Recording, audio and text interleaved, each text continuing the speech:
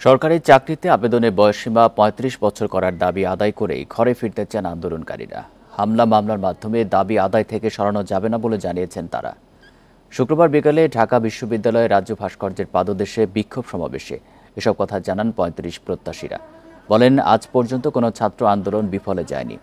চাকরিতে আবেদনের বয়সসীমা ৩৫ বছর করে ঘরে ফিরতে চান তারা। দেশের ১ নম্বর গ্লুকোজ ব্র্যান্ড গ্লুকোম্যাক্সটি একই এনার্জিতে এলো নতুন প্যাকে। ১২ বছর ধরে আন্দোলন চলছে জানিয়ে তারা বলেন, কোনো অদৃশ্য শক্তির কারণে দাবি বাস্তবায়ন হচ্ছে না। ২৯ এপ্রিল জনপ্রশাসন মন্ত্রীর কাছে শিক্ষামন্ত্রী মহিবুল হাসান চৌধুরীর সুপারিশের পর ১১ মে থেকে আবারও আন্দোলনে নামেন ৩৫ প্রত্যাশীরা।